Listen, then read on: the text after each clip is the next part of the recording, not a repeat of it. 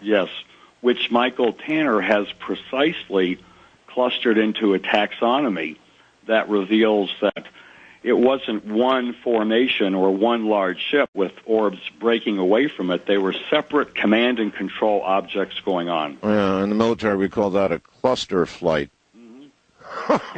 We call it a fuster flight, which is better than a fuster flight. Yes, well, yes. Anyway, gentlemen,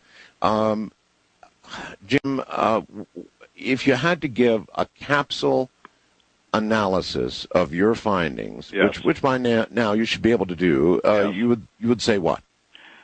I would say, logistically, I can't see how and why our government or military would organize and allow something like this to happen and come up with such a weak cover-up later. That aside, there's some interesting other things. Now, wait a minute. Weak cover-up. Now, I gave you the opportunity, and you came up with misunderstanding, and now you're saying weak cover-up. Weak cover-up. 2 months later, the local National Guard spokesman says it was the Maryland National Guard. Right then, remember, the National Guard is under authority of the governor, and our governor had just dressed up like an alien and ridiculed the whole affair. I wonder if everybody remembers that. That was that was pretty funny. The governor did dress up as an alien, and it made fun of the whole thing. And so, was all that orchestrated? Was all of that? I guess obviously it was orchestrated, but I mean, other than for fun, to just sort of put the whole thing onto the mat?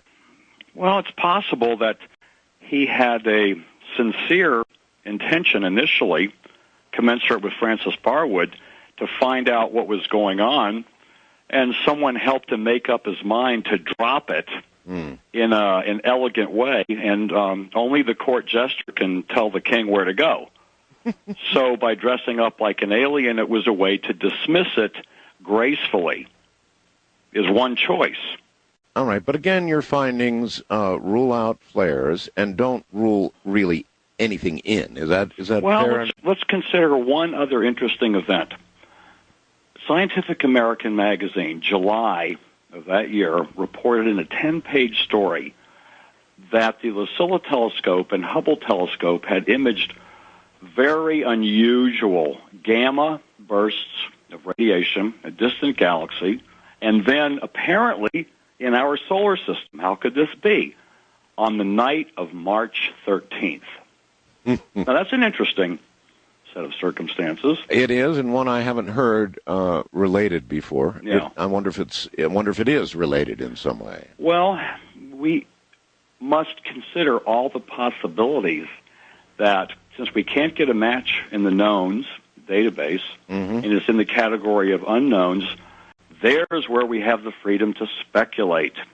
And if it is interdimensional or extraterrestrial, what would be the dynamics they use to get here? Could gamma bursts of radiation be a mechanism to travel great distances quickly and then materialize here along a geophysical line that from millions of miles away looks like a ceramic metal oxide semiconductor sliced sideways? Okay, well, fair speculation. A receiver. Yeah, I've got it. I go to those kinds of speculations only because if we drop it and say, well, maybe it could be extraterrestrial, what were they doing and why? What were they thinking? All right, if you might, put Dr. Tanner on for a moment, and thank you very much, Jim. You're welcome. Bye-bye. All right, here comes Dr. Michael Tanner, Ph.D. Doctor? Yeah, this is Michael Tanner. Hi there. Welcome to the program, Doctor. Well, thank you, and I need to clarify the degree part. I've just recently resumed my studies to address the honorary degree that Jim and Dr. Berg gave me at Village Labs for my work there. Oh, okay. So physics and math at the present course of study. But in any event, I left the technology of the testing of the physical evidence to Jim as the expert. We've been on cases off and on for many years, starting with the Meyer case in Switzerland in the late 70s. The Tim Edwards case, the famous video taken over Salida, Colorado. But I approached this as really doing the field work. narrowing down to the close encounter cases, the reports that Peter supplied us. And how many people did you interview?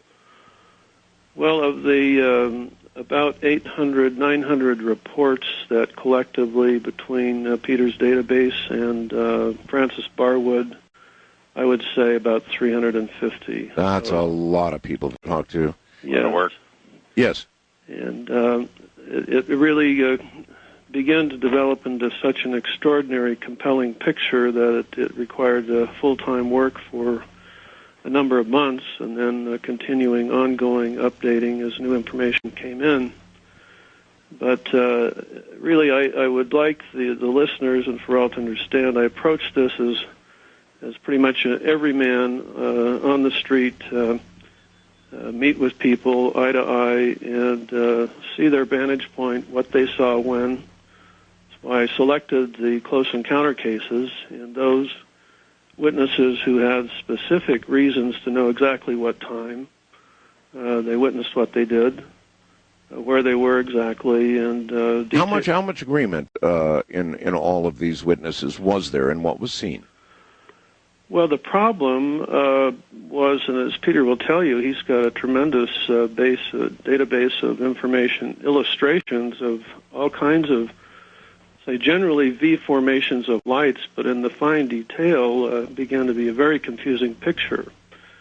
And it wasn't until I was able to gather a number of witnesses up in the Prescott area and getting them together and realizing clearly that they saw separate objects and how they seemed to converge into the Prescott area and then head toward Phoenix and down the I-17 corridor and then beyond to I-10 between Phoenix and Tucson. How many people did you run into that described something as dramatic as being so close that they could describe seams in the craft? Did you run into any of those people? Well, there were dozens of people as I was able to sort them out.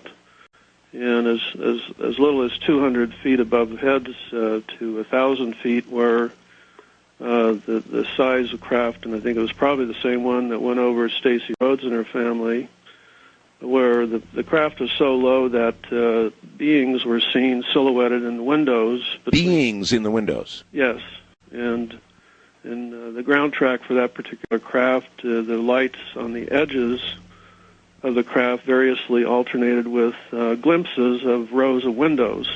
Oh my gosh, Doctor, how many people saw something of that magnitude? Because that's first for me. I had not heard the window part and beings. Mm-hmm. How many did you talk to who said that? There were probably 4 sets of witnesses that saw it, and I believe we're talking about 2 separate craft in that instance. You have to bear in mind that once the picture really began to take shape and make sense of all the varying detail differences between the sightings, it became clear that was a veritable armada of craft that came through, ultimately, the Phoenix metropolitan area. An armada of craft. All right, hold on, Dr. Tanner, who is currently here with Jim Dilettoso and, of course, Peter Davenport from the UFO Reporting Center in Seattle. We're going to take a break here at the top of the hour, and when we come back, we're going to get more on that. This really is a first for me. I had certainly not heard of windows, and certainly not heard of beings in the windows. 4 groups of witnesses from the high desert. This is Coast to Coast AM. This is Coast to Coast AM with Art Bell. It is unquestionably the largest show of its kind in the world. It's that simple. My guest tonight is Peter Davenport. At the moment, we have Dr. Michael Tanner on with us, and he's talking about windows and beams, and we'll be right back. Once again, Peter Davenport and, of course, Dr. Michael Tanner. That stopped me cold, Doctor, when you said